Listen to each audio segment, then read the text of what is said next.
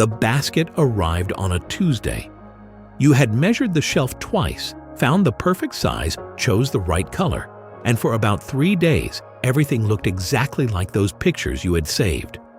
Then the basket filled up, and the shelf around it filled up, and the corner where you put the basket's packaging filled up. And the apartment felt just as crowded as before, except now you had one more thing to look at. That is life in a small home. Every surface you clear becomes a surface waiting to collect. Every solution you buy becomes one more object to find space for. You walk through the door, and instead of feeling like you arrived somewhere, you feel like you walked into a problem. Your eyes immediately start calculating the pile on the counter, the shoes by the door, the laundry that somehow never has a final destination. And because your home is small, none of it is ever out of sight. It is all there, always visible, always asking something of you. What if the problem was never the amount of storage you have? There is a way to change how your home feels, and it does not involve buying anything new or rearranging everything on a weekend. It is a shift in what you allow your eyes to rest on, a shift in what your brain has to process when you walk through the door. What if arriving home could feel like exhaling? Not perfectly organized, not magazine-worthy, but genuinely peaceful. A place where your mind could actually stop making lists. That feeling is available in the home you already have. Stay until the end of this video. The last idea here is the one that tends to change everything, and it takes almost no effort to begin. There is a Japanese concept called shime. Literally, it means to close, to finish, to draw something to a natural end. But in the context of daily life, shime is the practice of completing small things. Not because of perfectionism, because open things take up mental space. Every object left out of place is a small, unfinished sentence. And in a small home, those sentences are always in front of you, always being read, always asking your brain to hold them open. This is the real reason small homes feel crowded. Not because they lack space, because they carry too many open loops. The first thing to understand is that your brain processes visible information constantly, whether you ask it to or not. When you sit down to rest and there is a pile of papers on the table beside you, part of your mind is already thinking about that pile.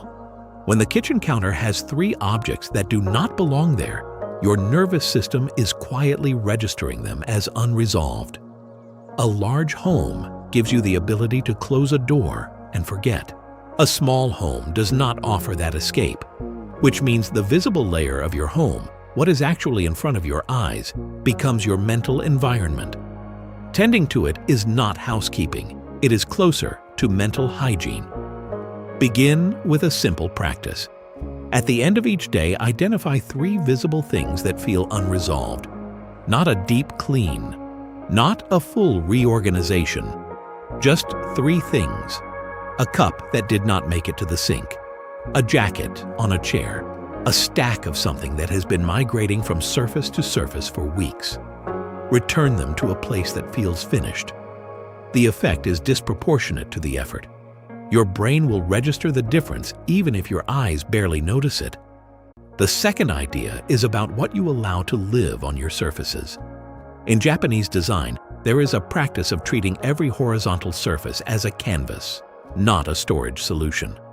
A counter, a shelf, a table, these are not places to keep things. They are places where a few chosen things rest, and where most of the space is left open. That open space is not empty. It is visual silence. And visual silence is what allows a small room to feel larger than its measurements and lighter than its contents. This is harder than it sounds because most of us have learned to use every inch of surface as storage. If there is a flat space, something gets placed there. And in a small home, that habit becomes the architecture of overwhelm. The practice of leaving surfaces deliberately clear is less about minimalism as an aesthetic and more about protecting your nervous system from the constant low hum of too much to process.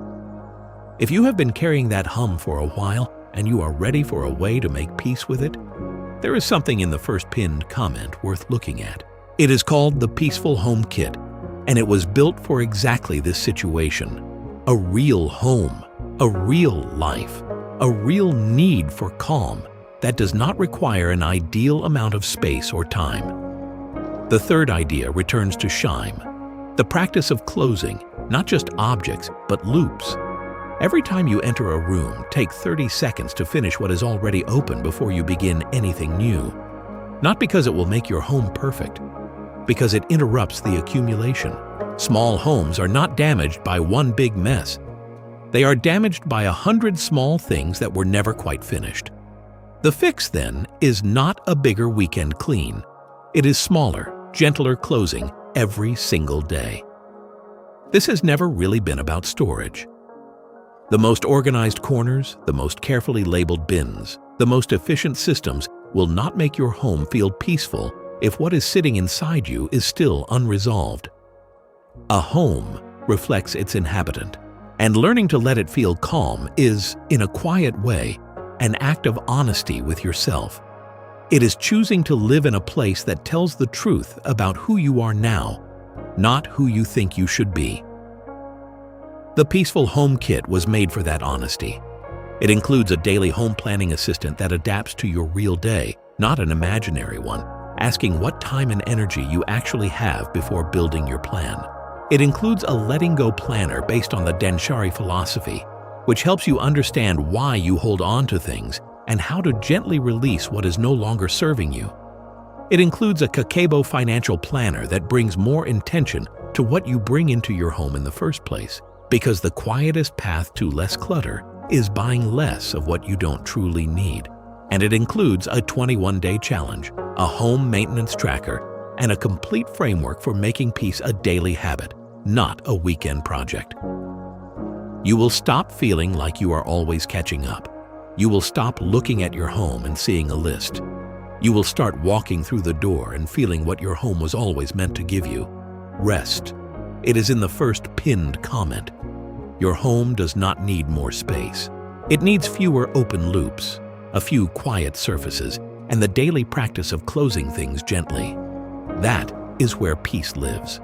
Not in a larger room, in the way you choose to end each day.